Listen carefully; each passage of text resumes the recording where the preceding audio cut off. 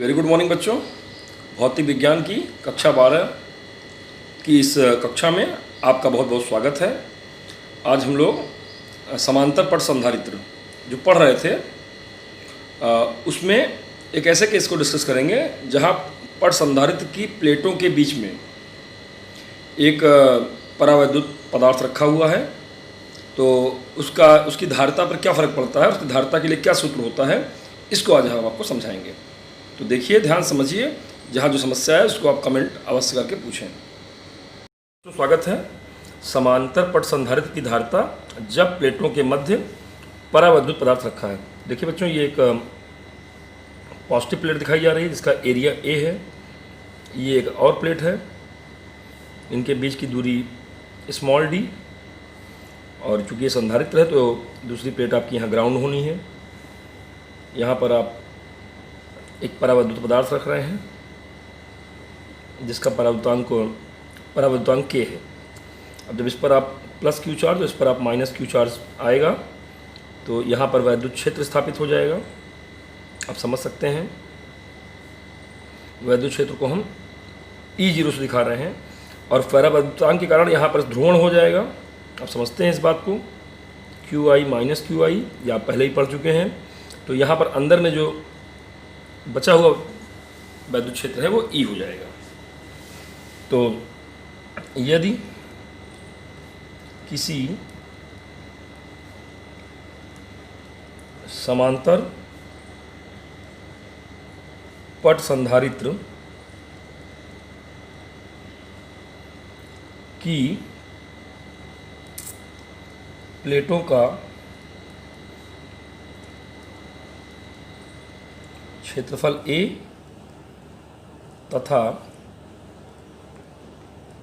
उनके मध्य की दूरी D हो, के बीच T मोटाई व K परावैद्युतांक का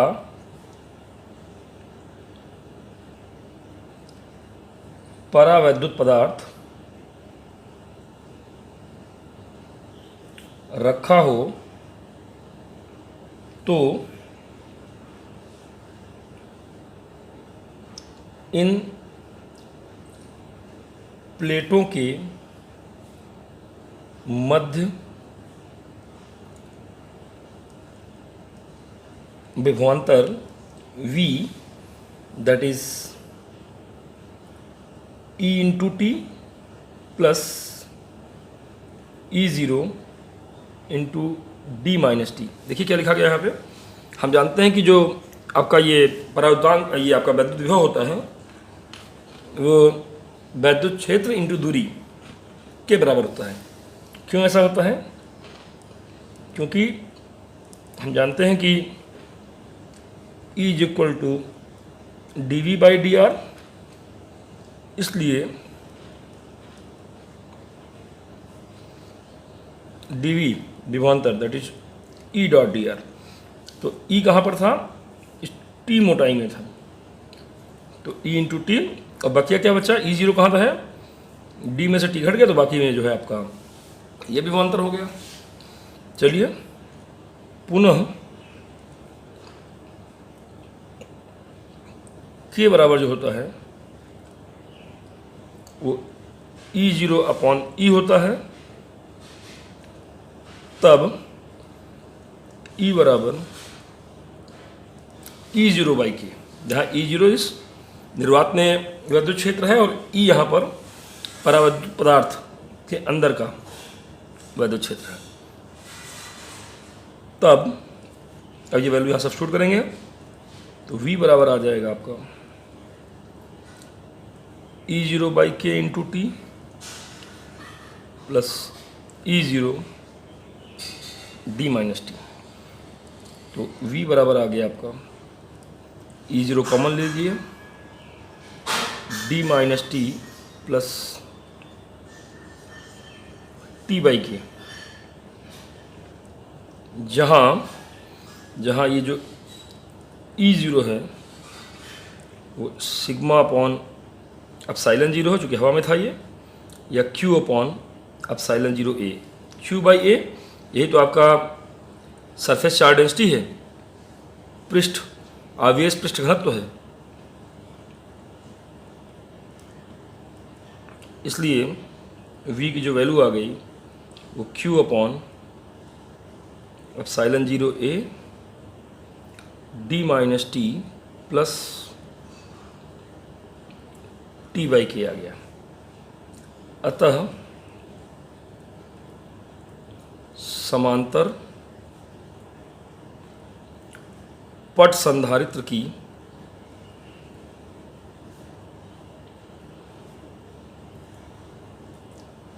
धारिता C is equal to Q by V, ऊपर Q है ही है, V की जगह वैल्यू रखी जाए, कितना भैया, Q upon epsilon 0 A D minus T plus T by K। तो आप देखेंगे कि ये Q से Q कट गया, इसलिए C का जो फार्मूला आ गया वो epsilon 0 A D minus T plus